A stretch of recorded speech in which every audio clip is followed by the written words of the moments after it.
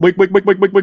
Guess what day it is? It's Wednesday, my dudes! And tonight, we're bringing in one of the coolest guys we know. You gotta see his facial hair, man. Like, we just keep having really good guests.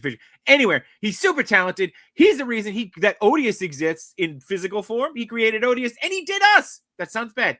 He did our head sculpts. Machu, save me from ourselves. It's KGart! Bring him in! Machu, cue the intro!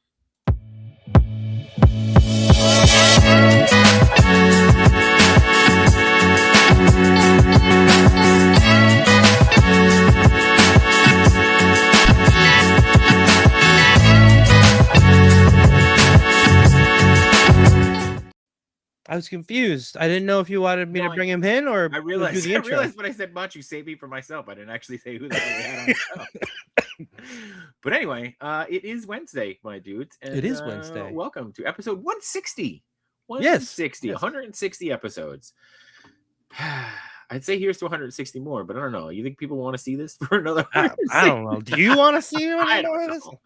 How many times can people yell? Can people listen to me yell every middle of the week?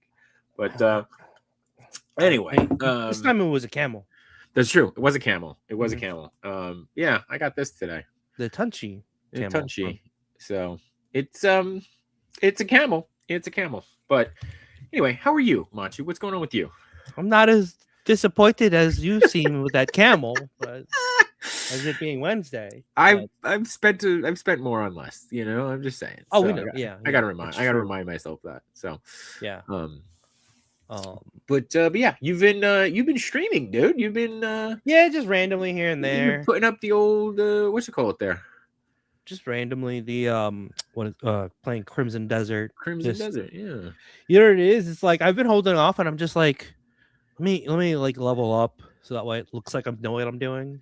But then like all these cool events happen when I'm not streaming, so I'm like I might as well just stream it anyway, just to like as I'm like even just walking from one end to the other, which would take an eternity. But well, it's a huge map. I mean, you sent a thing today that was like, here's what it actually means. So you know. Yeah, it is a huge map, and it's pretty damn immersive too. Yeah, like if you've played Red Dead, you know like how immersive like games like that could be. So I've never played Red Dead. I mean, I never played Red Dead. I mean, look, I almost want to end the stream right now and make you sit down and play Red Dead. Maybe. Oh, we're on the wrong side. But yeah, no, I mean, like Assassin's Creed, which was a pretty immersive map. But I felt like the Jedi game was pretty immersive. Like, but I'll be honest with you, like watching that video you sent was like, I was like, this seems like too much. Like, I don't know, like, it's completely overwhelming. There's no race to the finish, you know. I guess that's true. Play it as leisurely as you like, and everybody that I know that has the game so far, we're all having different experiences, which is really cool. That is cool, right? Everybody kind of gets their own thing. So I got that. That's fun. Yeah. But yeah, I think eventually I'm gonna muster up the courage to try it. Yeah, so, I mean, you got the camel. I mean, yeah. Again, spent more or less. I don't know, man. Like, I don't like to talk badly about things, but like, I don't know, like. I thought it would be what day it is? Hope Day. I think it would be. This is why I got it. Let's be fair. So you know, I just could have. I don't know. It comes with Gatling guns. I guess that's cool. I also bet on me. I don't play Metal Slug. I didn't get it for the likeness of Metal Slug. I was like, it's a camel. Let me get it. I can make this joke. Joke made. Anybody want to buy a camel? So. I could have just actually, you know what I should have done is I should have put your turtles on the they can ride the camel. They're going to be too big for the camel. Which ones? Any of the NECA ones. Well, what about a Joy Toy one? Maybe a Joy Toy would work. Actually, a Joy Toy could work pretty well. So, what we should have done though for the beginning is just played this because you know we got a new one. Oh, we got a new one. And a new Wednesday, my dudes. It is a brand new Wednesday. And for those of you who don't know, that's where that originated. So, okay, stop making that noise now. But yeah, so he's back apparently. We got to get him on the show one day. So. I mean, if you want to. For about 15 minutes. I don't think he needs to be more than that. I don't know. That voice. We'll see. I hope he doesn't sound like that all the time. I mean. So, But there are people you would think that like it's true.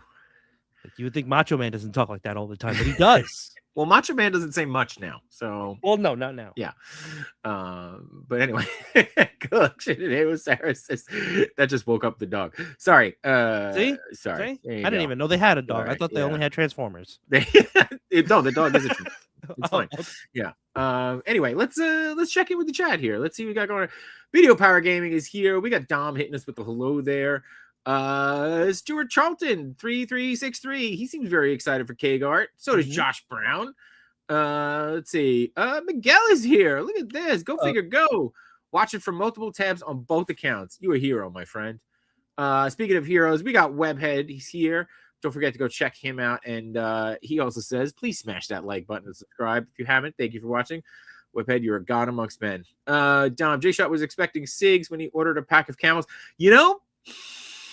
A nice Joe Cool sunglasses wouldn't have been a bad little addition. I'm sure you have a pair of sunglasses somewhere that fit that clown. That clown. I mean, the head comes off. I could just put it on a suited body. Could work. Could work. So. Could work. All right. There you go. You just saved a figure. Wow. These guys are on time tonight. Thanks, jerk. Go figure. Go says side quest, Matt. Yeah. Jason's here. What's going on? Work more or less. What up, Jason? Let's see. Dom says Red Dead 2 is one of the best games ever. All right. So do I play Red Dead 2 or do I play why can't it, the Crimson Desert here? I mean, why is it called Crimson Desert? I don't know. Okay. I've only been in Hernand. There is a spot called Crimson Desert in the map. I've just never haven't gotten there. Haven't gotten there yet. Eventually. You know what? Neither has 98% of the community who's been playing this game. The 2% who's actually gotten past like through the story, good for them. Stay on track. Sonic Rockman X says, hey guys, just finished the game Pragmata. I don't know. That looked like a good game too. Yeah. But it's like I got Crimson and there's another game that I wanted to play with some friends. It's like a pirate game. Okay. What was it? Windrose, I think. It's not Assassin's Creed Black Flag. Should go back. No. Okay. No. All right. No. Highly Posable is here. Yo, good evening, everyone. Of course, go check them out on Friday nights. And what are they? Friday nights is Highly Posable. Barely Posable is Monday. Sunday. Yeah. Yeah. All right. And then KJ's on another show. They're all over the place. Yeah, they're all over. Tom's is more like 15 seconds. Have him on for 15 minutes. More like 15 seconds. Rob is here. He says, I don't even know what's happening right now. Neither do we, Rob. We never do. That's the beauty of this show, man. Yeah. And for me to take breaks from gaming, apparently. Yeah, it's the only reason we get it to shut down. Rowdy is here. What's going on, Rowdy? Rowdy says howdy. What up? Chamba should be a good one. We can only hope. We don't like the dog much. We like the transformer. Oh my god. This poor dog. Set your dog up with the YouTube account so they can watch the show. We can get more views. Sonic Rockman says, has Machu ever thought of 3D printing instruments for the Sentinels? So you can have a band. You can have a Sentinel band. And then they can sing Scotty Doesn't Know.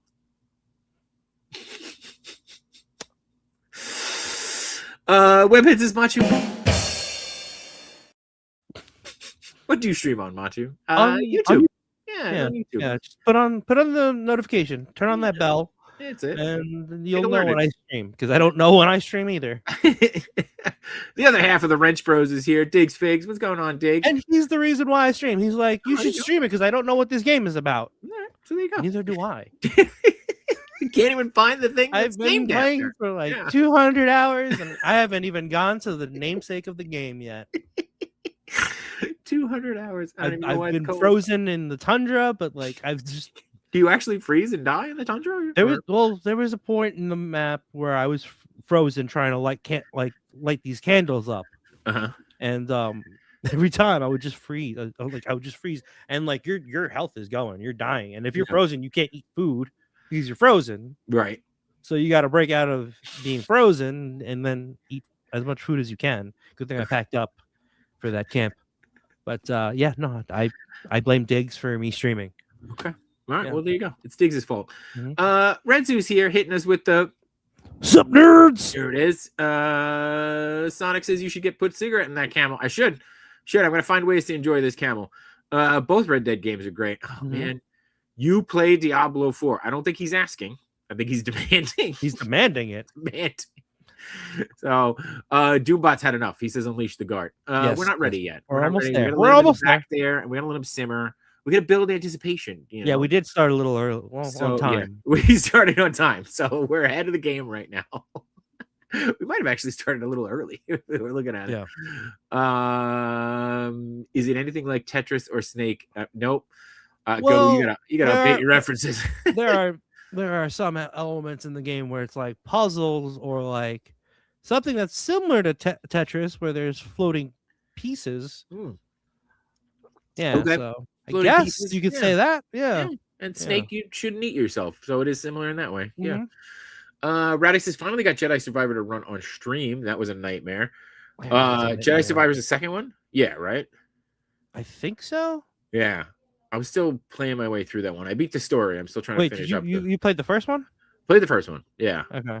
Yeah, I'm trying to finish up all the side stuff for the second one. So you know what? You're further than I am. I didn't even finish the first one. The second one I thought was good. The first one, I thought the first one was better, but I even played the second one. I think I bought it, but I barely played it. The guy with the one arm, that he was the bad guy for a while. Oh yeah. Yeah. I didn't play that. I didn't even get to that point. Yeah. Prime is here. He brought the beef. He says, "Where's Steve?" Steve. Oh, you're asking the wrong person. That's that you gotta ask Comrade that. No, Steve. Check out Prime and Bearded though on Mondays with the figure booth. They're always rocking it out there. And I got my poker table. I just haven't opened the box yet because I don't know where to Prime. put. Where's mine? What WTF, bro? I mean, WTF? I didn't get the poker table. Yeah, sure.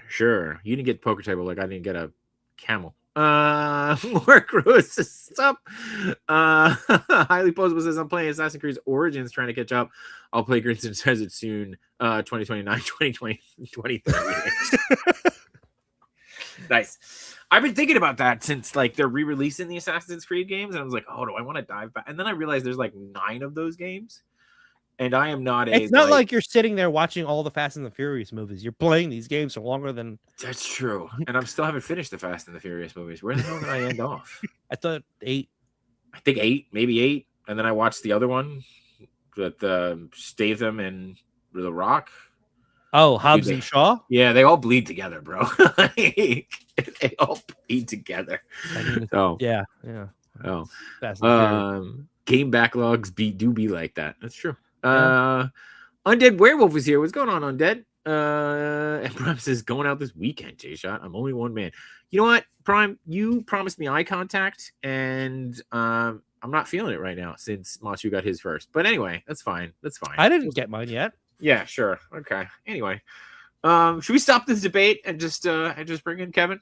Or KGart? Are we calling him KGart? Or are we calling him by his legal name? I don't know. Let's ask him.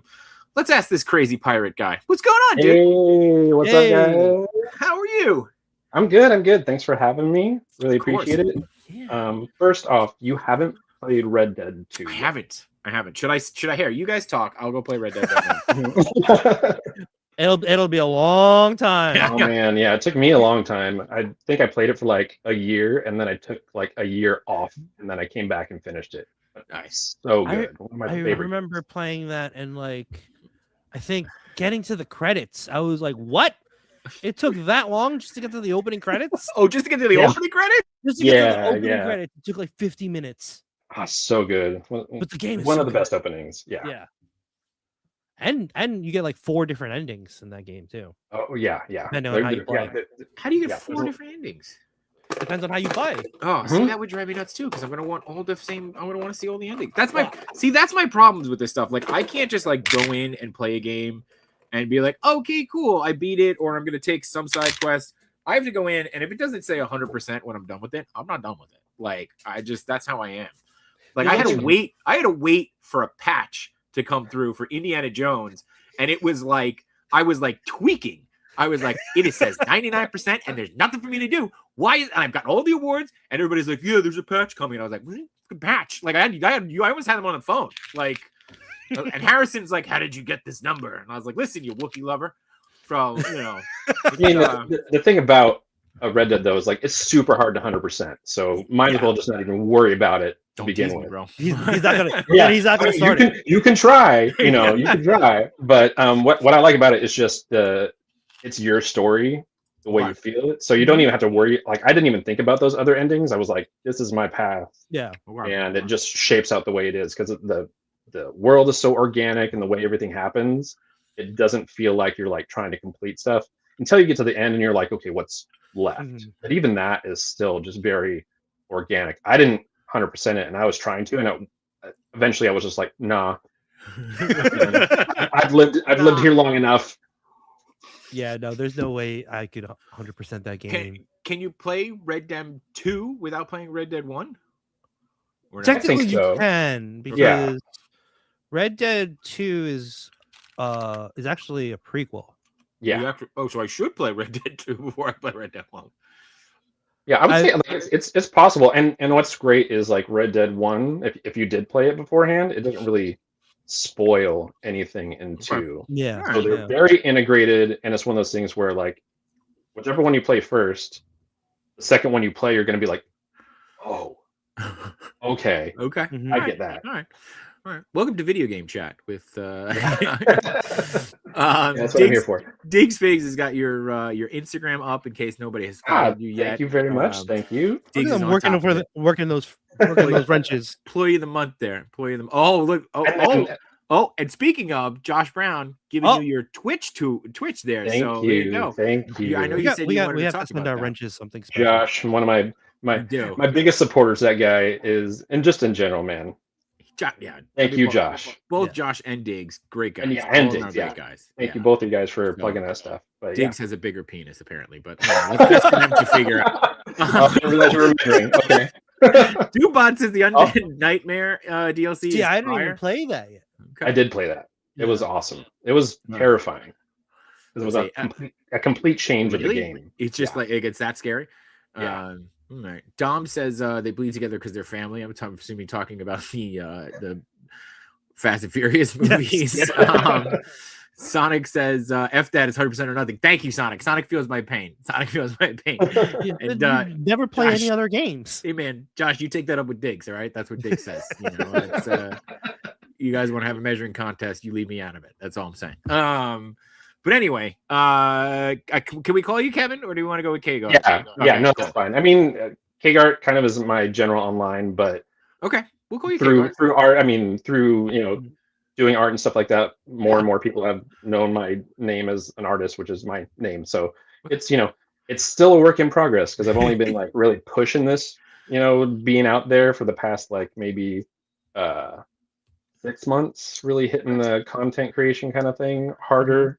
Before it was just, I did when the first Odious campaign came out. Before that, I was just like, I'm just in the shadows making toys, watching people enjoy them, enjoying that aspect of it. And then when Odious came to be, when I started working with Wade, Unparalleled Universe, on that, and I felt more personally connected to the product. So I was like, I kind of want to be part of this and enjoy the ride and meet people and that's how I got to meet you guys and it's so yeah. Hey, I love the idea of like coming forward, right? Like being part of the community that way. Mm-hmm. I can't say how many people like Matt and I will meet at conventions and stuff, and they'll like walk up to you and be like, "Hey man, what's going on?" And you're like, "Hey." And then they'll be like, "You don't know me? I'm so and so." And then like you go back to their account and there's not a single picture of their face, and you're like, "I get it, but like, come on, I still think we should institute the name tag rule whenever we go to conventions. That is a good idea. You're right, super good idea. I can't take credit for it. Somebody else did it first, but dude, and you talked about obviously you've worked on Odious, and I feel like you were on with Wade this last week, 2 weeks ago. I wasn't on with him. I was working on some Odious stuff on stream, and he popped in and was in the chat for that. So that was kind of fun to have him hang out, and he got to see one of the newer heads that I was working on for the successful second campaign. Yeah. So there's some stuff that people got to see that for the first time, which was really fun. Nice.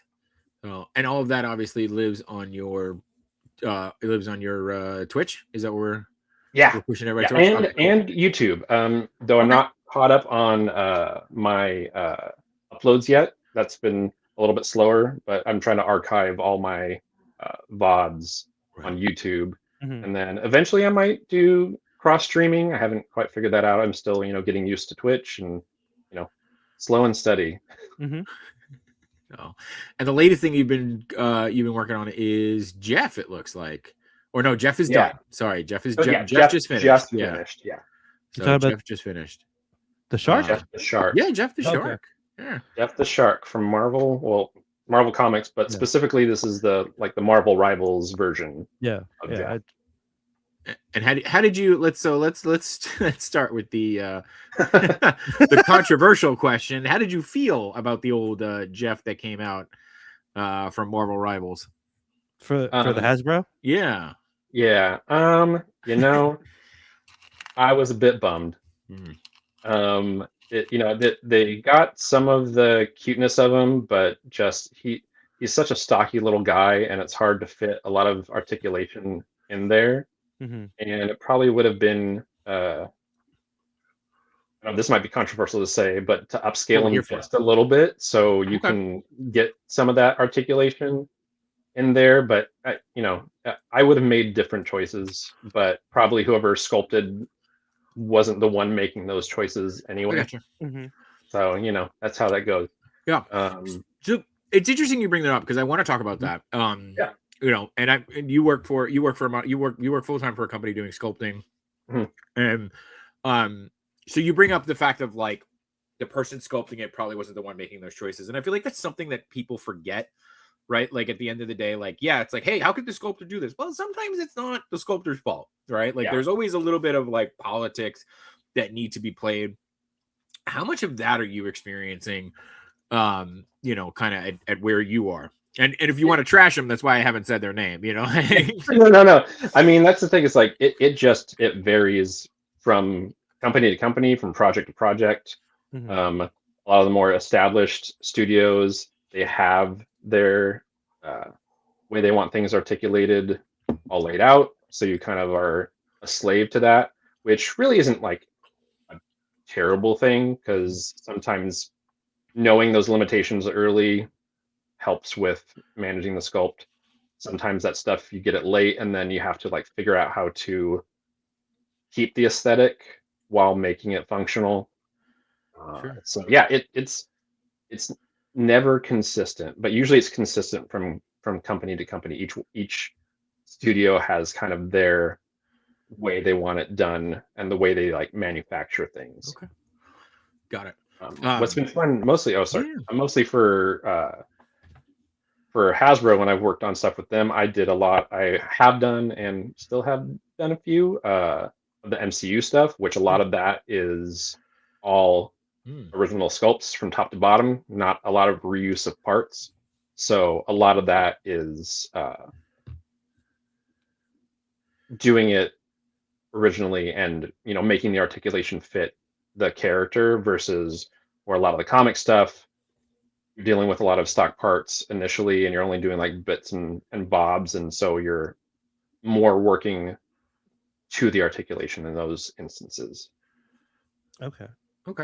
I got that. So and you said you've done work with Hasbro, not after your scandalous comments here about and Gump goes out, did he say upscale? So good luck with that.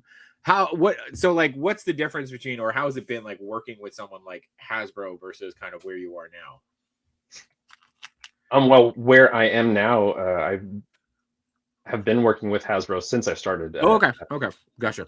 So yeah, that's one of those things where working at a studio, it's client based, and so I just get the jobs that come to me, and I've gotten to do all kinds of different stuff, like because I work with Adam. He's one of my direct project managers, so all the things that he's probably talked about, some of those are things that I've worked on, and I've done stuff for Diamond Select, Mattel.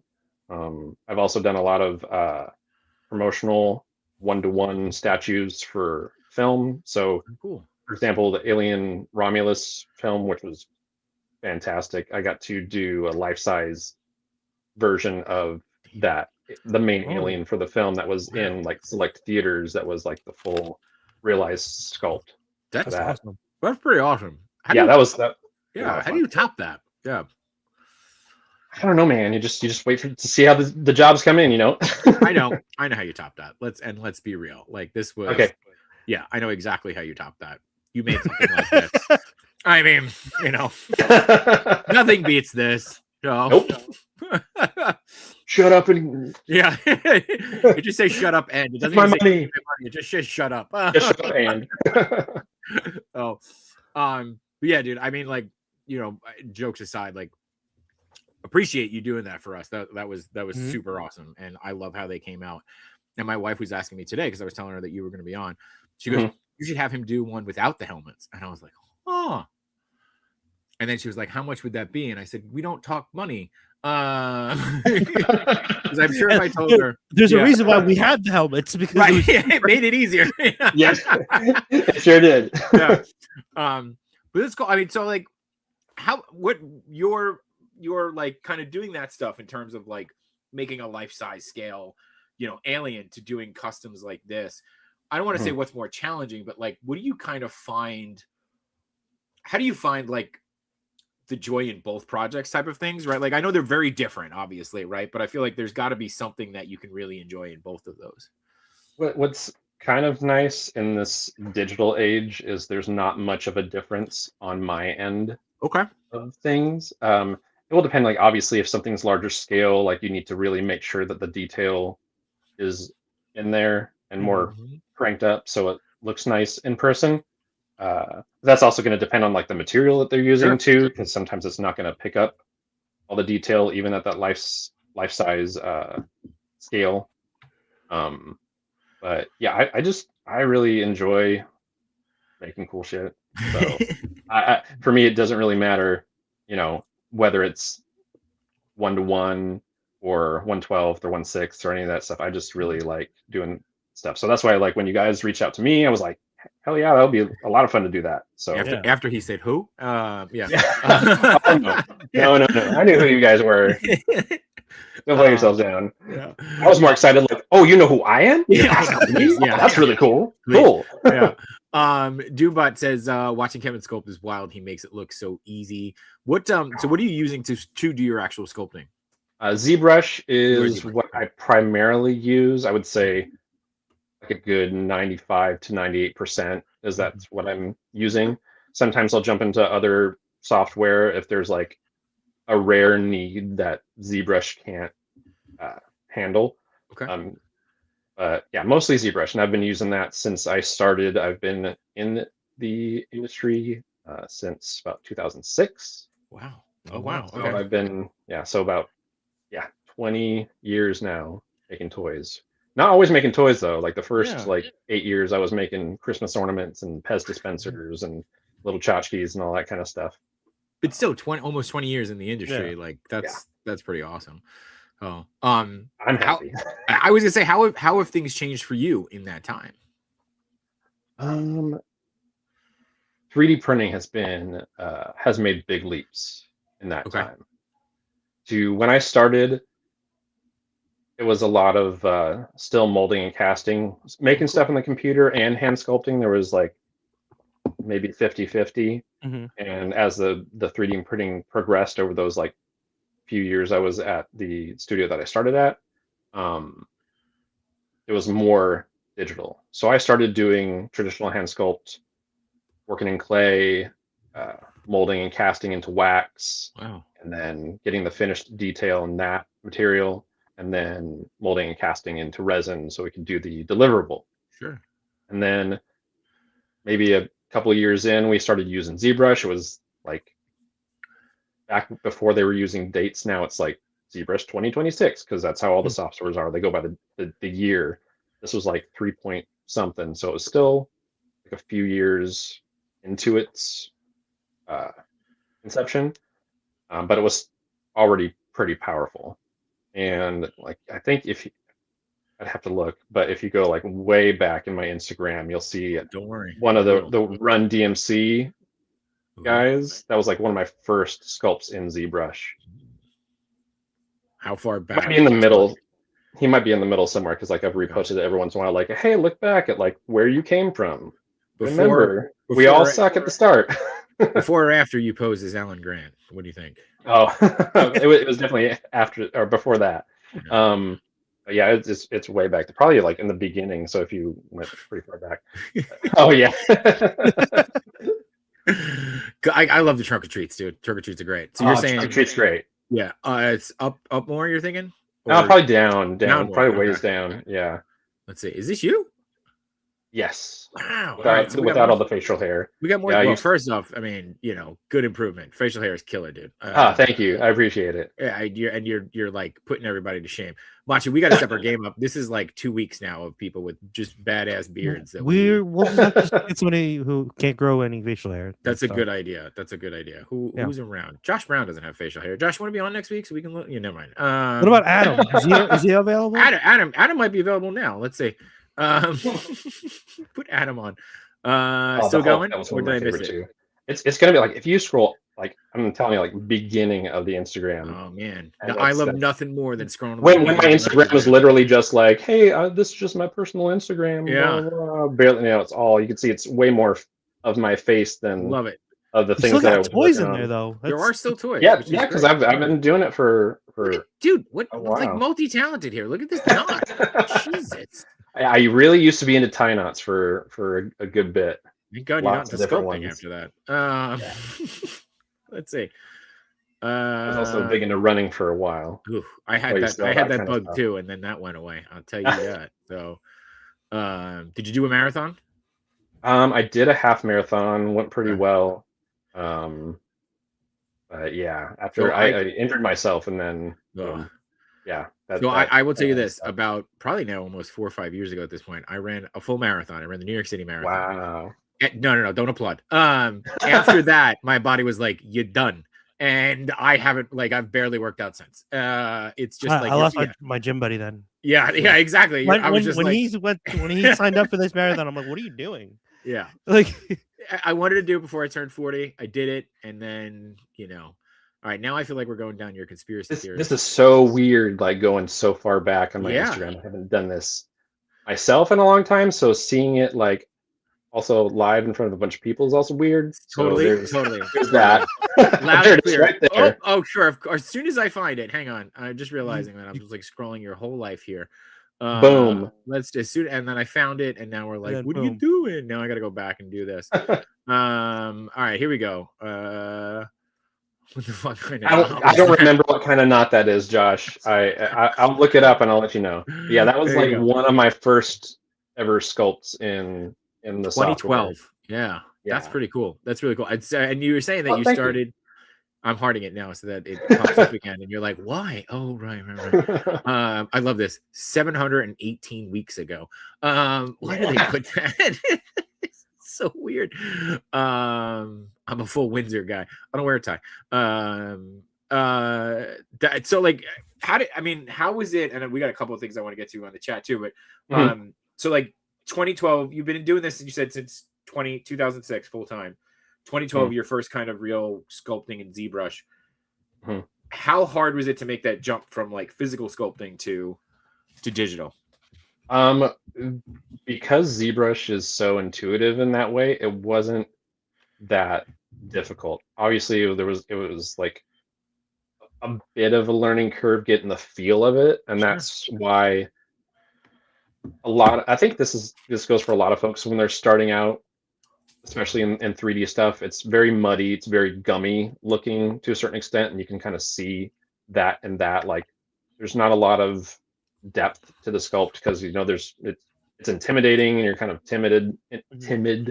So yeah, there was a lot of that happening. Okay. But then obviously, like, once you got the hang of it, you're just like, yeah, I got this, right? Like, just Yeah, it's on and like, done. yeah, not even too far from that. It got way easier, and it felt more. It feels like clay.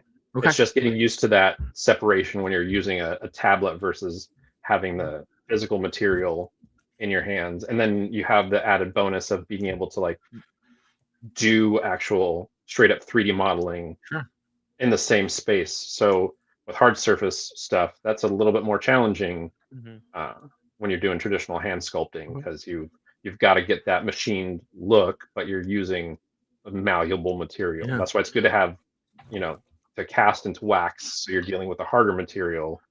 But this, you're doing it all at the same time, so it's a nice marrying of the two. Have you gone back? I mean, recently, and I'll say recently, within the last, say, 5 years, to do any like physical sculpting? No, it's been a really long time. I think probably not before I started working at Gentle Giant. So it was before that. Probably one of the last things that I did traditionally was actually it was two pretty large sculpts. They were like 20 to 30 inches of Batman and Superman, but super dumbed down, because they were going to be building the patterns for balloons for like the Macy's parade or one of these parades. Yeah. That's cool. I might have been one in, I don't remember if it was that one or if it was in LA. But yeah, that was the last time I touched clay. It was cool, to do weird project like that, which is it was a lot of fun. But it was funny to do this very like dumbed down version of these two characters.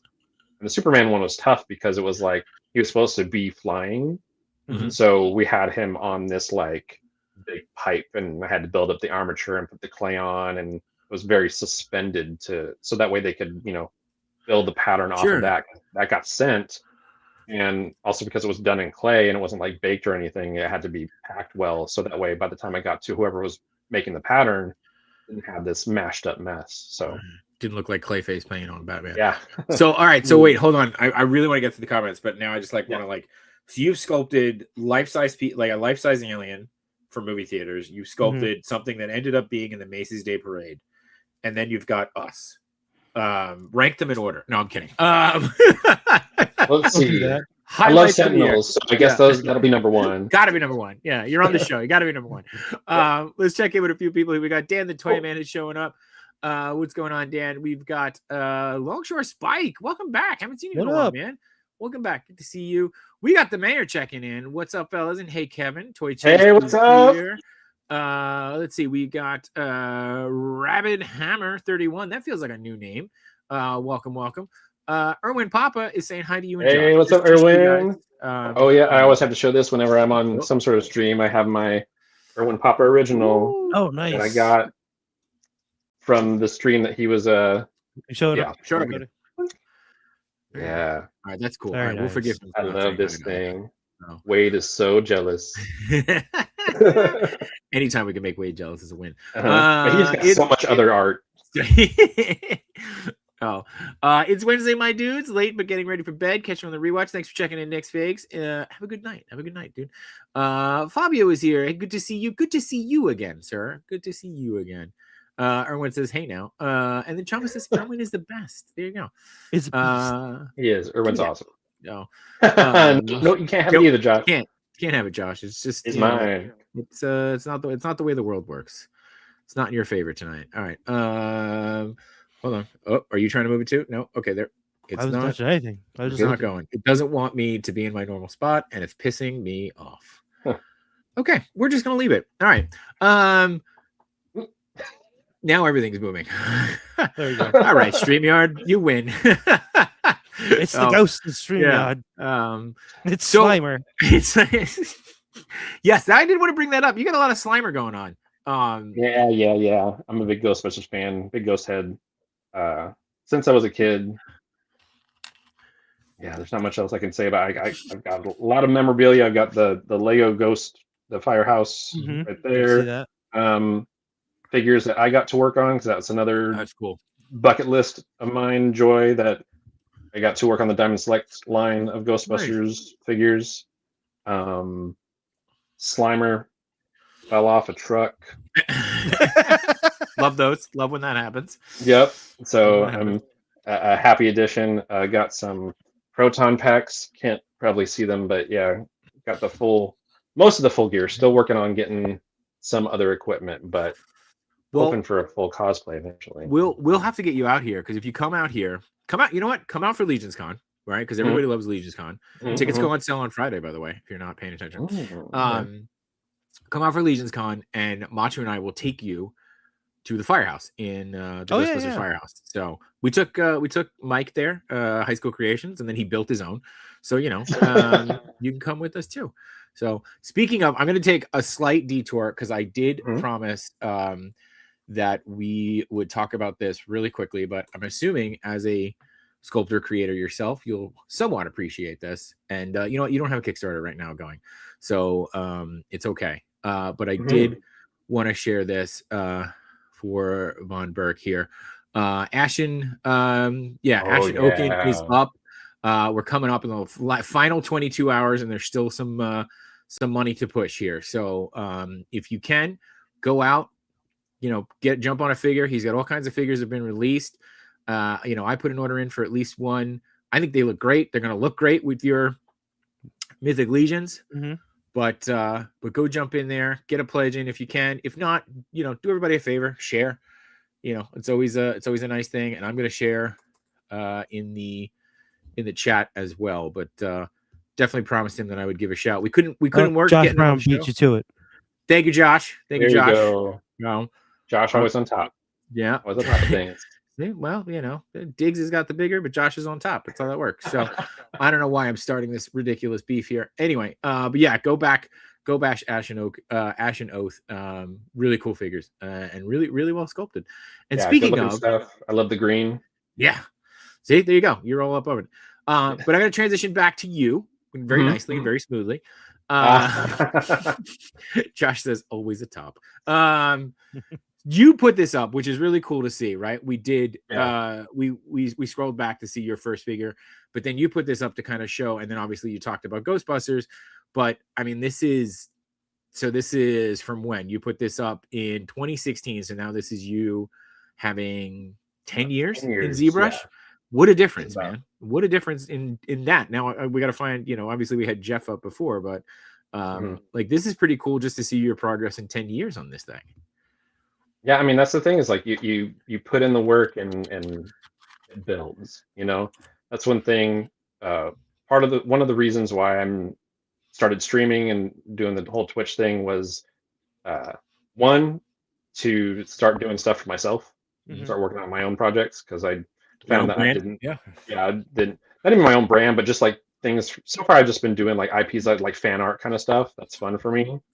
And then two, to encourage people to be creative themselves, do their own art. So you can either work along with me, or we can talk about what you're working on.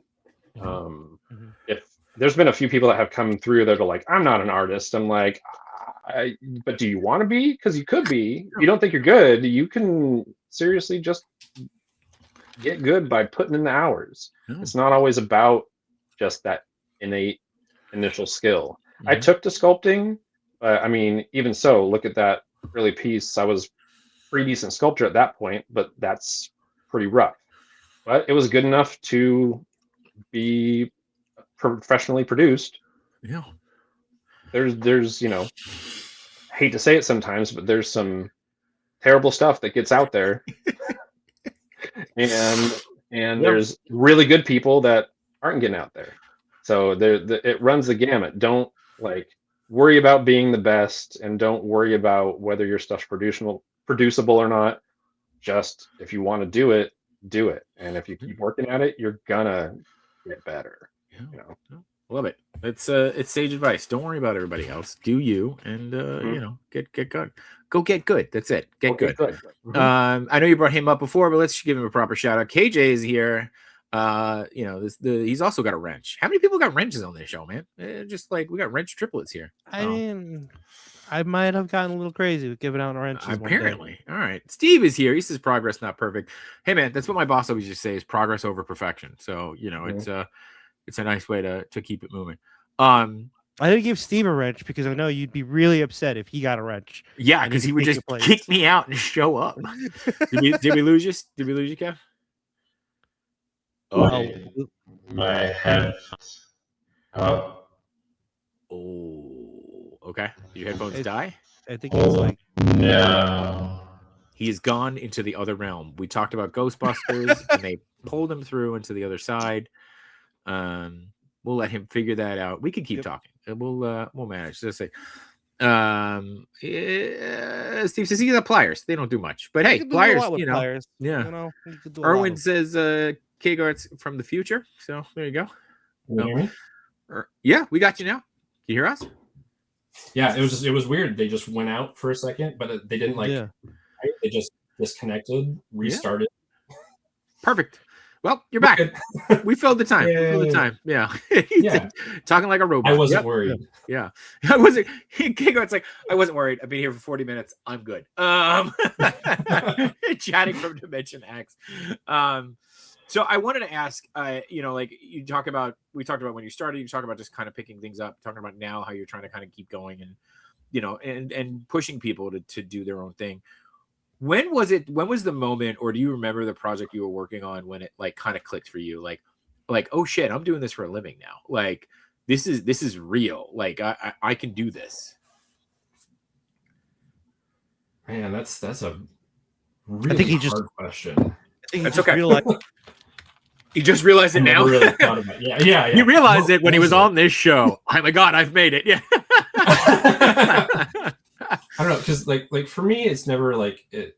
I've always felt like I'm doing it. I was just happy to be doing the work that I was doing. So there was never like this one job where I was like, oh man, like I can't believe I've finally made it, because I don't know if I'll ever feel like I've made it in that particular way. But like I said, like I enjoyed doing cool stuff. So it's been gradual. Like the level of cool has progressively like gone up at a steady pace. Mm-hmm. So I don't know if there's like ever a time where it was like, oh my gosh, I made it. I think probably going from a smaller studio to a larger studio might have been that moment, but there wasn't like really a project. But then it wasn't like, oh my gosh, I made it. It was like, oh crap, I gotta prove myself now. I gotta deliver. They saw my stuff and went like, you're in, and like now I have to prove what they saw was I'm good enough, and keep me around. Because actually, I haven't thought about this in a long time, but when I came on, I was a temp for maybe I don't remember if it was like 6 or 12 weeks, and they were pretty adamant of like, I don't know if you're going to be sticking around, kind of thing. And so it became that like, well, great way to boost morale. It's worth it. At least I can get like some good portfolio pieces. It's a good studio name. So if for some reason it doesn't work out, if they can't keep me on, I'll at least have that, and I can go somewhere else and have a better portfolio going out than when I came in. Right. But clearly it's worked out, because I've been there since 2014. Right. And still there. Yeah. Yeah. And still loving it. Getting to work with cool people, getting to make action figures and all kinds of like weird stuff. There's weird stuff comes through, because I've gotten to do fine art stuff too, which is like, that's a whole other world that I don't even want to get into. But that is well, that's exactly what we're getting into. Oh no. We'll blame Justin though, because he just showed up. What's up, Justin? I've lost the thread. That happens on a weekly basis. Took myself right out of it. It's hard, man. I will say, like, projects where I felt like, just to give an answer that's a little bit more solid, like the Ghostbuster stuff, that was like a big deal to me, because it was like something that I cared about. The first full action figure that I got to work on that was pretty much all me was the Rocketeer for Funko when they did the Legacy line. Okay. That was short-lived, unfortunately. But you made something and they sold it. Yeah. And actually that is the How I Met Wade was that action figure, because he reviewed that, and I had watched, different toy reviewers on YouTube at the time, because, again, I was new to that world and just wanted to see, like, get some feedback from the community, see what people were thinking. And there were, especially at that time, there were a lot of reviewers that I want to say swung on the negative, and it didn't feel like they always knew what they were talking about. fair. And I was like, it is what it is. That's that, leave it. But then I had gotten to Wade, and he was still pretty new at that time as far as that's got both of them. That's the front is the Diamond Select, and then I think behind it is the Funko. That's cool. Finish I didn't mean to derail you there. No, it's okay. But yeah, I reached out to him because I appreciated his review. Like, it wasn't perfect, like it was the criticisms I thought were valid, and also it was just like generally kind of like positive. You could tell like, I like toys, so I'm gonna have fun talking about toys.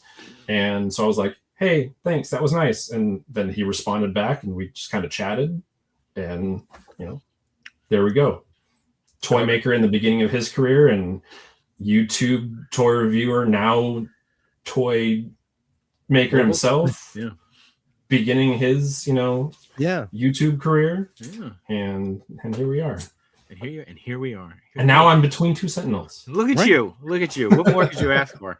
So you talk like, I want to bring it back a little bit now, talking about Odious, right? So you did the first run of Odious, several head sculpts, all so good, dude. Like the expressions, you really like brought the character to life. When you go from first run of Odious to second run of Odious, what did you take with you going into that second round? What did you learn from that first round that either you like did enough of and you were like, I gotta let this go, or like that you wanted to fix, or that you were just straight up like, oh man, I hope we get to do this again because I really want to go blank with it? What I think was nice about this second round is we already had the body established. So it was all set on just like all of these really cool heads and these really cool characters. And I think also at that point, Bobo, who had been doing a lot of the art that I was working off from even the first campaign, has spent more time with Odious. So even his stuff was getting more like nailed down, his version, his understanding of the character.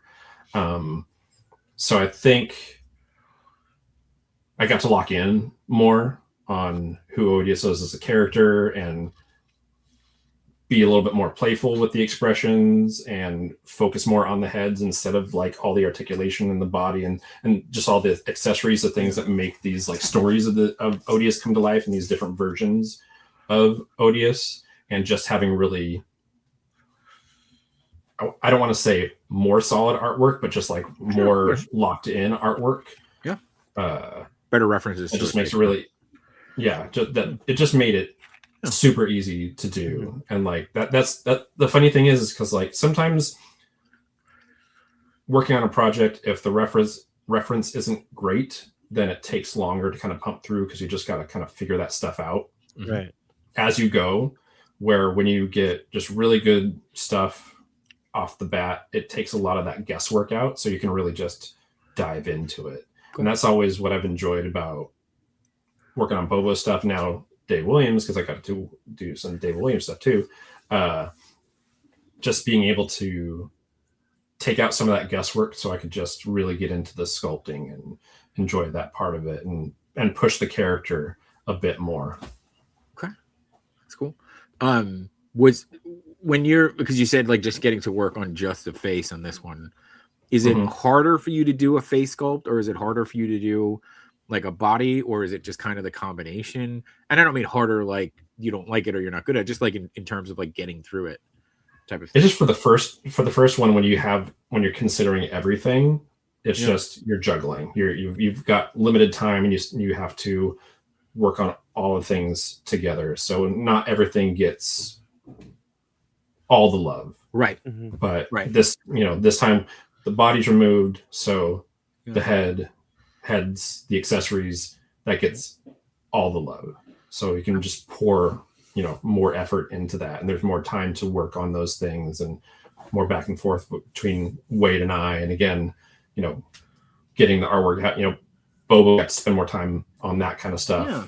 So again, it's just like we got more time to spend on, one of the best parts of any action figure. Like we all wanted to like pose cool, and all that. But if you have a bad head sculpt on a great body, Machu can always fix the body. It's up to the head sculpt. We can't. Was there, Master? Sorry if you wanted to jump in there. I think I cut No, you no, off. no, no. Yeah. It just threw me off. Like, whoa. No, He said, like, Macho can fix the body. I can fix the body. Oh yeah, Yeah. you're right. Yeah. You gotta rebody it. It's fine. Yeah.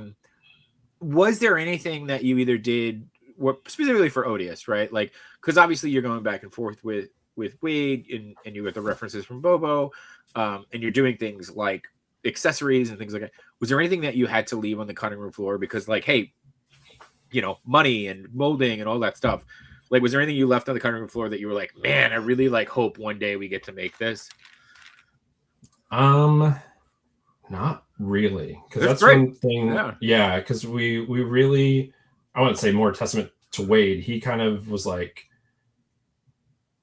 I'm going to give you what I can, and we will make as we go, and then we'll hold off to a certain point, and then if the campaign, is successful, then we'll push forward and see what even more we can add. Like, honestly, we're doing more than I thought, because like in this, since the campaign is closed, I knew there was going to be like some more stuff, but then he just dropped a pile of like, yeah, we're going to do all these heads, and we're going to do a couple more for this character and a couple more for this version, a couple more for this version, and I'm like, sweet. Yeah, okay. I didn't even know that those were even a thought. Like the one that I did a week or so ago, the Oni mask head, completely different take on Odious. It still has his like energy and vibe, but it's totally different. And I didn't know we were going to do that for the Ronin version. And so that was really fun for me to just kind of do another Odious head from scratch. Because even when a bunch of them are relatively new heads, like I always have something to build off of. Even this one I built off of, the base Odious head, but it's so different. I got to like really change it around and rework the sculpt, and that was fun. I most of that was done in that stream, starting from scratch. So that was a lot of fun. It also says you did that stream for 5.5 hours. Yeah, it was an extra long stream because I have a bunch of stuff to do. I get antsy at about the 3-hour mark when I do Thursdays I'll do like 2 shows. How do you stay focused for 5.5 hours? What's your secret? Well, usually I don't. Usually I do about 2.5 hours for a stream. That's kind of like the sweet spot for me. But this was one of those things where I hadn't started this head yet. I was still juggling all the other stuff that was coming in, plus life. And so I kind of needed to figure out a way to crank this one out and spend the time. So I was like, why don't I just do a longer stream? It's worth it because it's the new head. It gives me time to work on it. And also, I really enjoy sculpting with chat along, because that actually does help keep me going, because then I'm not just like really locked in on it, because I get distracted. I need some other thing to kind of help me work through. My son is autistic, and I see a lot of him in me. Okay. And I am not diagnosed, but he got it from somewhere. Yep. And I'm pretty sure I figured it out. So it's a spectrum for a reason. Yep. So yeah, I need something, and I've found that I'm pretty productive in stream, and a lot of that has to do with chat. Some of the streams where chat isn't as poppin', which I mean is not all of them.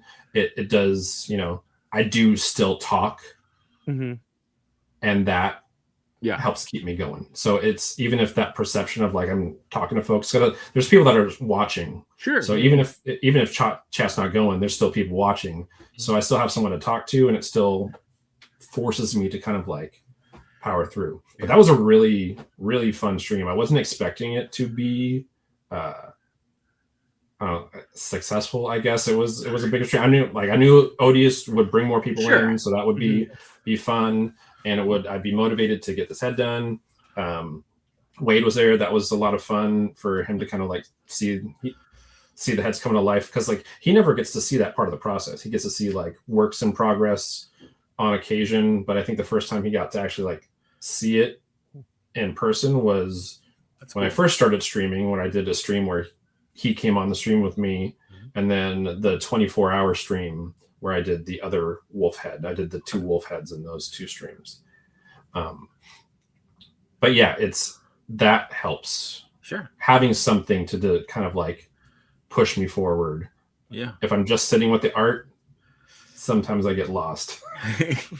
do you find, even if you're not streaming, do you find you're like talking to yourself while you're working, just to like to that point to do that, or you're like a quiet locked in kind of guy when you're not streaming? It just depends on what part of the process I'm in. Sometimes there's some parts of it that's just easier to lock in than others. And that can vary. That's not always the same part.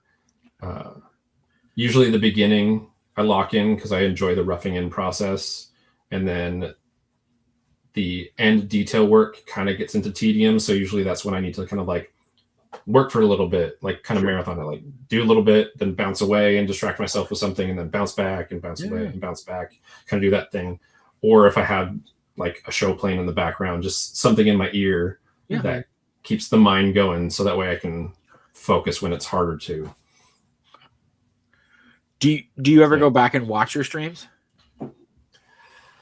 I have started doing that a little bit, mostly just to kind of see the quality of the stream and to see what I'm talking about. Because like afterwards, like again, it's all blurry. You don't know what you're going to be talking about beforehand. Right. And neither do we.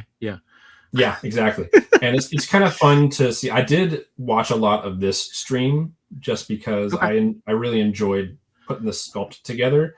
And it was one of those things where like I never get to watch me do it. Like I'm watching me do it, but it's kind of interesting to like watch yourself in the creative process, like from an outside perspective.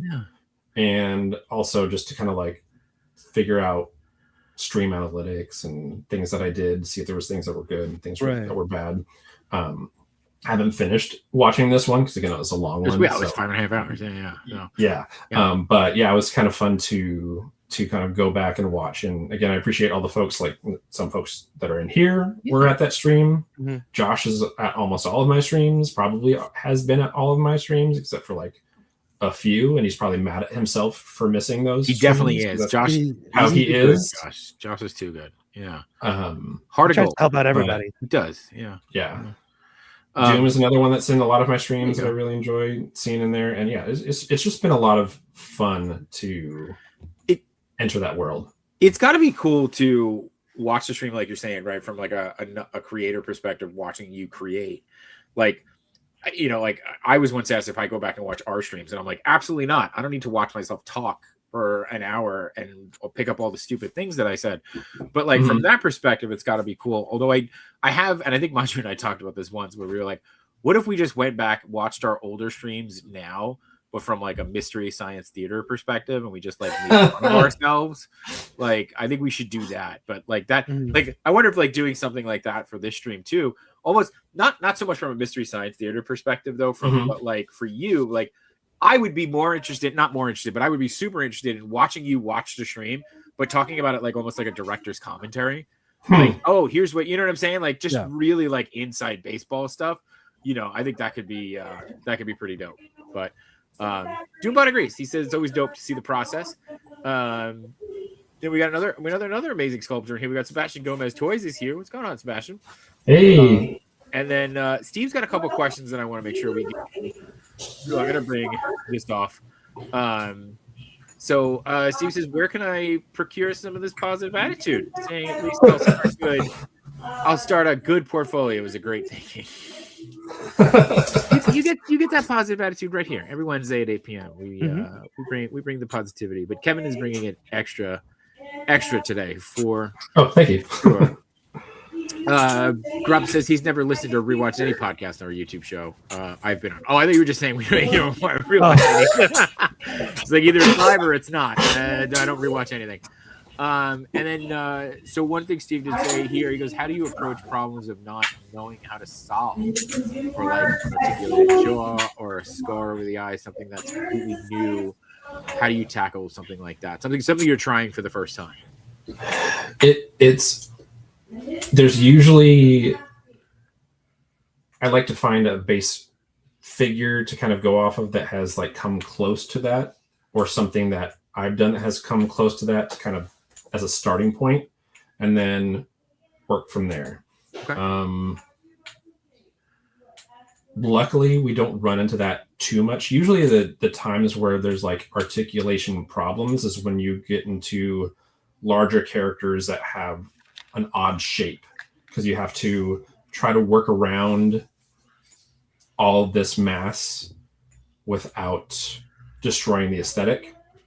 And that's the most challenging part. Like I think we saw the Molten Man figure was on my Instagram a couple times. That was a very interesting one because they kind of called out what they wanted here and there, but some of it was ambiguous because they'd never done anything like that before either. So it was kind of going like, okay, what kind of joint would go in this area? Which one would make sense? And then put it there and kind of feel it out. And okay, yeah, that works well. Oh, it doesn't work well. Okay, does that mean I need to reposition it and resculpt this area to make it work? Or do I need to figure out another joint that might lend better to this part of articulation? And then also waiting for the redesigns, because again, that was like an MCU thing. So it, is it going to end up looking like this anyway? Like how much effort do I put in at this point before shipping it off to Hasbro and Marvel for them to put in their 2 cents and see what problems they want to tackle and then send back? Because it is, none of it is mine. It's not my characters. It's not my work. I'm producing it for them, but I'm producing it for clients. So bottom end of the day, it's what they want. If they want to look a certain way, even though I don't think maybe that's how it should go, like I got to take my ego out of the equation, my thoughts, unless it's something super egregious where I'm like, that's not going to function. then we have a discussion, and then I bring it to my, I bring it to Adam or whoever my project manager is and go like, I'm trying this. It's not really working out. Maybe we can push back or give a suggestion or see if they'd like to go another route. And that doesn't happen too often because like most stuff is humanoid and not too crazy. So we don't have to do a lot of that kind of stuff.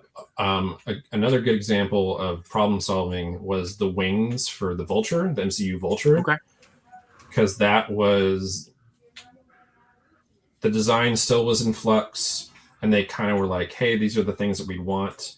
And then as more footage came out of the Vulture and more screenshots came out of the Vulture, I noticed things about the wings that I'm like, oh, we need to maybe add this if we can. And so that was one of the few moments where like I added more than what they initially asked for, because like none of us knew yet. Like it was pretty stationary, just like bend, like a couple of bends in the wings when they first gave it. And we know there's going to be some blades here, some fan blades, some spinning. But there was a lot more to those wings than what we initially thought at all. So there's like 2 hinges at that top point, and the way the fan blades actually pop out in the back. And then so that was a lot of problem solving right there.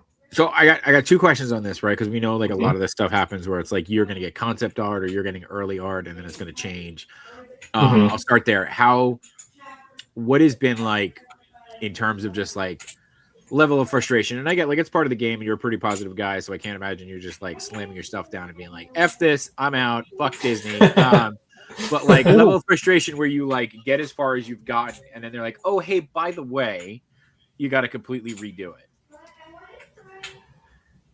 Luckily, that's never really happened. Okay. What's good, what usually happens is the product will come out and I'll see the differences and go like, oh, they changed this. And sometimes it's like, okay, that's fine. It is what it is. It probably was a budget thing.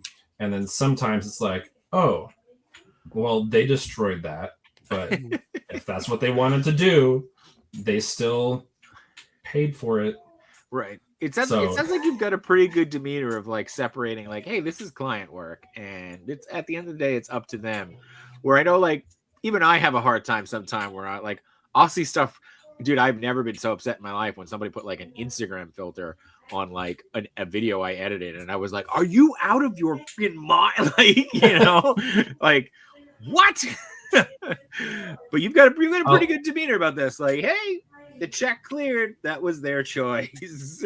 I'll say if you want to talk about things that clicked, that's the thing that clicked for me, because it was hard for quite a while, and I'd say it probably was something Disney that I was working on, or it could have been Warner Brothers. Warner Brothers, there was some interesting jobs there, but it got to a point where I was just like, I was getting too invested in the work, and I really needed to separate myself from it. And I just made a decision, which is not normal. I don't think everyone can do that. It's not that easy to do necessarily, but like it finally just like clicked in my brain that I needed to put that separation there. Otherwise I would just go insane. Yeah, it's hard though. It's hard to make that separation. You know, not to make this about me, but I'm going to vent for a second. It's hard, especially when you're like sitting across the screen from someone who's as old as you've been in this industry, right? And they're like, "Do you know how social media works?" And you're like, "Oh, okay, we're having this conversation. Okay, cool. Now, please explain it to me." But anyway, I had to listen to it last week. Macho had to drive around, but I actually played him the video and he agreed with me. Rojo says he thinks the wings were designed pretty damn cool. So you did a great job. My follow-up question to this, especially something like this, what do you like to do better or find more enjoyment or satisfaction from, especially from a finished product standpoint, doing something like this with the wings where it's like mechanical and you've got to think about hinges and all that stuff? Or would you rather do, you know, to your point, a humanoid figure and kind of just come up with the detail? I think most of the time, just the figure itself is enough. But I do enjoy the occasional challenge of, you know, something like this coming across because it keeps it spicy. Right, you know? spicy. We don't want to get bored with what we're doing, and that's why I like that. I'm not always working on action figures. I've gotten to do all kinds of different things. Right. Working here, there's always a different type of job, so there isn't really a favorite thing. I just try to not do the same thing too long, so that way I don't get stale on it too. Because there's you know, this thing where I worry about getting too stale. I also worry about getting too distant. So try to find a balance where it's like, you know, don't want to be too far away from an action figure project, because there's been plenty of times where I've not done one for a while and I got back into it. I'm like, I don't remember how to do art. Right? Am I doing this right? And it's second guessing myself the whole time. And then in the end, it's like, oh yeah, the many years you've been doing it, that's still in there, and it was fine. Yeah. Turn your anxiety down. Please enlighten us on how to turn anxiety down. That is something. When I figure it out, I'll let you know. I wish there was a switch. Right. You just dial it. Exactly. Yeah. And it just keeps automatically going back up. It's like, what are you doing? That's not how. That's what it is. Because I switch it off all the time, and it just comes back up. It's like, I did not turn you back on. Dubs' J-Shot is like, do I know how to use social media? Do you realize I am a Sentinel? She's like, that's why I asked. J-Shot, that's when you say, put your mom on the phone. I'm going to try that next time. The checks. Do you know my mom? Yeah. Put your mom on the phone. Therapy helps, Sebastian says. Therapy helps. Sebastian did have another question that feels really inside baseball, which I love, right? Do you sculpt hard surface elements or poly model? And what does that mean? I would say that it varies, but mostly when I'm doing hard surface stuff, it's polygonal modeling. So it's just using the basic shapes and getting that all done, and using points and edges and that kind of thing. But sometimes there are elements of that needs to be handled sculpturally. So that comes in, and it depends on how integrated it is too. Like if hard surface stuff is kind of minimally integrated into a surface or a character, then I'll sculpt it in. And if it's not turning out, then that's kind of like my canvas to kind of build off of. So if it, there's no like one way or another kind of thing. Like if it's straight hard surface modeling, then yeah, it's you want to do polygonal modeling because you really want to have that control. But it doesn't mean that there isn't a point where sculpting that stuff is not going to work. Okay. Right. Does that make sense? I don't know. I think I followed a lot of it. I'm sure Sebastian does, and that was the most important thing. Yeah, that's what I do. Okay, good. There you go. Yeah. Sometimes I'll to add a little bit more to that. Sometimes I'll do it by hand first, just so I have a good base to build off of. Because the way I do a lot of hard surface modeling is using in ZBrush. I have a retopology brush. So if it's very not standard shapes, then I'm literally drawing the wireframe on top of the character. It's good to have some sort of like base of that shape underneath, so I'll kind of sculpt it out first, and then I have the control when I have the wireframe in there. Got it. Okay. So wireframe. Okay. I follow that enough. Yay. Yeah. Enough. There you go. Sebastian says that's cool. There you go. Oh, that's cool. You guys should connect, and we'll take 10% of that, and it'll be great. Dom said what'd you say? 10%? I said that would be an interesting stream. That would be like super inside baseball, and I'd be finding it fascinating. Jumping back, Dom said the Funko line had great sculpts. Congratulations, Kevin. That just made the figures were poor materials, and I couldn't find a picture of the Rocketeer that you did, and then I realized you pinned it. So here it is. This is a better picture of the Rocketeer that you sculpted. It's really good, dude. Like that base sculpt is really, really good. Thank you, dude. That movie needs more love. It really, really does. It does. It really does. It's such a great film, and that was a really fun project because that's a good example of doing sculpting and hard surface modeling, because I had to do all the sculptural work for the character, some hard surface modeling to start kind of the jacket, because it's a leather jacket, it's a little bit stiffer, and then all hard surface stuff for that jetpack, because that is a nice piece. Oh, I loved working on that jetpack. It was a little tedious at some points, but it's such a cool retro design. Mm-hmm. Yeah, exactly. Getting the little gum on the back there where the hole in the bullet hole. Good detail. That movie was, by the way, made in 1991, so it's got a 25th anniversary coming up this year. So maybe we do get more Rocketeer. Actually, wait, 1991 would be 35th anniversary, not 25. That's right. Holy There's crap. a lot of 35ths this year. Jeez. Okay. All right, we're really old. It's getting past time. So Shh. Okay. All right. Rojo says, you want inside baseball? Is ZBrush still relevant in toy sculpting, and are there presets for joints depending on manufacturer? Dude, I love inside baseball. Don't threaten me with a good time, Rojo. So but go ahead. What do you think? What do you think, KGart? ZBrush is it's still relevant. It's still an industry standard in a lot of ways. I would say there's probably, for more independent folks, it has become something that is pricing itself out of people's reach, which I am disappointed in, but I understand to a certain extent because it was very accessible for a long time. I'm surprised that it lasted as long as it did doing what it was doing, because it literally was you buy the license first time and you had free updates for life. Oh, cool. And it did progressively get more expensive as a product. So depending on where you jumped in, it was more expensive. But once you jumped in, the next year, whatever really cool updates, you got them. Okay. And it wasn't until maybe 3-4 years ago where they went to the subscription model, because another Maxon, the company that makes Cinema 4D, purchased ZBrush, and so now it's a Maxon product versus Pixelogic, which was the company that developed it and created it. And now it's subscription model, just like anything else. Yeah. So that's unfortunate. But Blender is really cool. That's free, and it has a lot of abilities of Maya and ZBrush. Okay. People create really cool stuff. So I've seen people creating toys in that, but I wouldn't say ZBrush is irrelevant in any way, because I know we're all still using it. I mean, it's still Hasbro's still using it. We're still using it. A lot of other toy companies still using it. So yeah.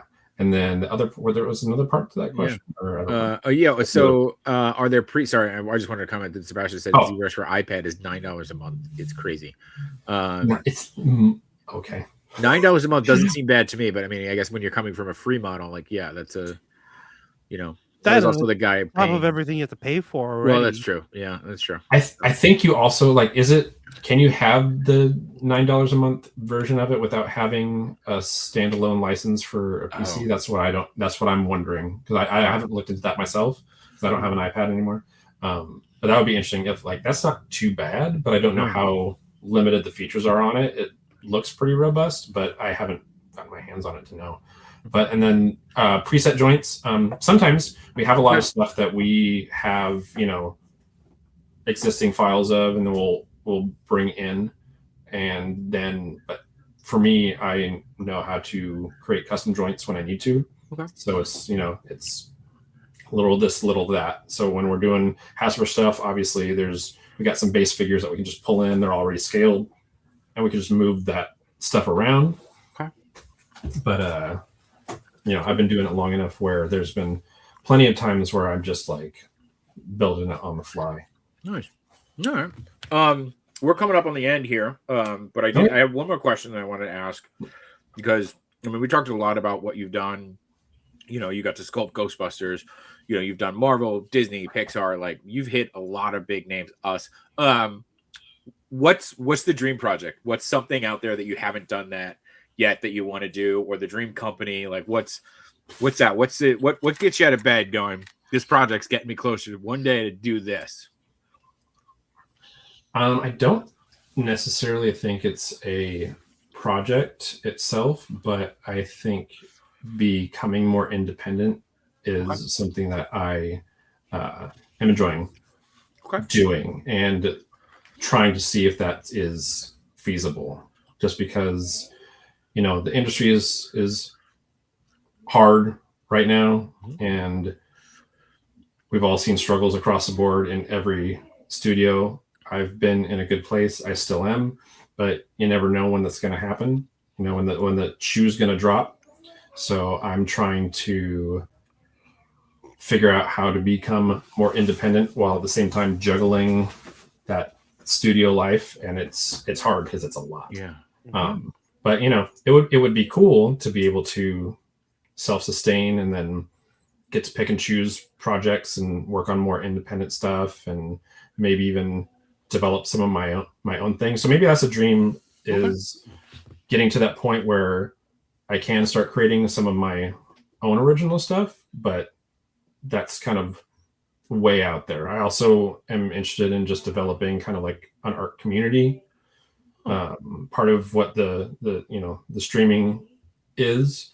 Yeah. So just getting other artists, whether they're, seasoned professionals or just starting out or somewhere in between, coming together and either streaming together, or I've been more involved on Discord. So I'm probably in the near future going to create my own Discord, so that way people have a place to land after they've come to my streams, where we can share art and help lift each other up. Because in university, there were those good teachers that knew how to give good constructive feedback, and there were those professors that did not. Right. They always were. It's all about the tough love and the hard, hurtful criticism, and it's I've seen both sides of that, and only one of those really produces good results, in my opinion. And that's, lifting people up. That doesn't mean you're always saying oh, you've done it right, but giving people that confidence is so much more important. Sure. Because then they feel like they can do it, and then they can develop, and then they can actually create cool stuff. And I think that's probably more of what I'm interested in fostering and producing and heading towards than like a dream project. Because like I feel like I get to do dream projects all the time, ones that land in my lap that like I didn't even know. Like I didn't expect to work on an indie toy line at any point. I've worked on 2, and 1 I'm actually like really close to. So that's like how do you get better than that? Like that's always going to kind of like top it, even if it, you know, Odious is great. It's got a great fan base. Is it going to be, you know, it still has potential to like grow and be greater than some other things. Is it ever going to be like known across the world? Cool. Maybe not, but like it's still important to me. Yeah. And so that, you know, it's hard to like think of something that would be better than that. You know? Damn. You took that on such a positive spin, man. Like the next thing I was going to ask you is not like it's going to fall completely flat, because I was going to be like, tell us something really bad or say something negative about Adam. But like you just spent the whole time talking about such good things. I don't even want to end on that. He smells. No, I believe that. Yeah, we've seen him in person. Yeah, that was There's Axe cologne. Way too much body spray. No, we get it. Yeah, it's covering up something. Yeah. Anyway, dude, this has been great. I mean, not just like hearing your story, but like going back to what Steve and everybody's saying, like you are a super positive dude, and having that not like in this community is something that everybody needs. And really it helps, man. It helps so much. And you know, not just for like people watching, but shit for me, and I'm sure Machu feels the same way. Like sometimes just we get a person like you on the stream, and we're just like, damn, like let's go be as good as Kevin. And then I'll walk out the door and stub my toe. And I'll be like, stupid Kevin. So it's like, it's okay. I say that too. So yeah. Stupid. Yeah. But yeah, dude, this has been great. And I know that you want to push the Twitch. When's your next live stream coming up? Next live stream is regularly. It is Saturdays at 7 p.m. Pacific Standard Time. This week, my Saturday is booked, so I'm going to push it to Sunday. Okay. But regularly, it's Saturdays. Saturdays at KGart82 is my handle on all platforms: Instagram, Twitch, YouTube. I mean, those are like the 3 for me. But yeah. That's my regular time frame. Might be shifting that, but for now, perfect. That's it. And I want to keep that consistent until I have a good reason to shift it. All right. And stay tuned for the KGart mustache wax. I think that's got to be the next thing. You know, people always ask me like, "What do you use?" Natural. It's stop it. Just stop it. Right. Make you more jealous. Make it more jealous. All right, Diggs, you're out. He's got the bigger one. Machu, what do you got coming up? I got nothing after that. Are we gonna be anywhere? Are we doing anything? I don't think so. I don't know. I'm randomly playing you guys Crimson Desert. Yeah. Oh, that's right. Crimson Desert stream. Hit that notification bell for Machu when you can find out when he's playing. Yeah. I'll figure out a proper time to be more consistent, but like I don't know when that is. We'll work on it. That's okay. Yeah, I definitely want to watch that. I've been watching some people play it. It looks pretty fun. I do some moderating for some folks on Twitch too, and one of the people that I do that for, she's been playing it, and it's been pretty funny because she has a cat rescue, and so all the cats being like petable and having like cat armies that you can kind of form. That's been kind of funny to see someone with that perspective going like, I'm in this game for the cats. Yeah, a lot of cats. I'm convinced if I let my wife play this game, that's all she would do is just collect cats. Like that would be it. So, there you go. Then you can let my wife. That sounded so controlling. She can do whatever she wants. Yeah. But so like while you're streaming, she can be playing and collecting all the cats. Right. And the kids will be upstairs like Father food. Yeah. Anyway, you catch me on what we got tomorrow. Tomorrow I always went into my chat Migo spiel. That's not what we do here. Tomorrow you got me with No Chewing and Alan Rappa on Big Baggy Red Shorts, where we talk about Disney stuff. And then after that, I'll be on They're Not Dolls with the Migos. I wasn't on Tuesday. Missed that, so I'm going to have to go back and watch that. But Kevin, dude, this was awesome. Thank you so much for being here. Thank you so much for sharing your journey and your story. This was really, really cool to talk through. And thank you for sharing that stash with us. Use devious cartoon villain thoughts work on mustaches that can be true. Perfect. Okay. There you go. Thank you for having me, guys. I was really excited when you reached out. Thought this would be a lot of fun. So it was a lot of fun. So thanks for having me. You are welcome back anytime, and checks in the Cool. mail. I'm gonna Venmo you for saying that. So, Yes. but we'll be good. Huge thank you to you guys, whether you're watching live or on the replay. We appreciate the hell out of you. We wouldn't get to do this, talk to people like KGart here, or any of our other fabulous guests with great beards. Apparently, we're gonna have to change the name of the show. So thank you to you guys. Yes, with great beards. Yes, that would be a great new title. I love that. Guess with great beards. Yes, thank you guys for being here and for showing up and participating in the chat as well. The chat always makes this stream. So thank you for that. And with all that being said, let's get out of here. Watch you go make some content. Let's go make some content. Let's go be proud of ourselves and watch you go play some Crimson Desert. We gotta get some streaming going. But cue that outro first. Yeah. Bye everybody. See ya.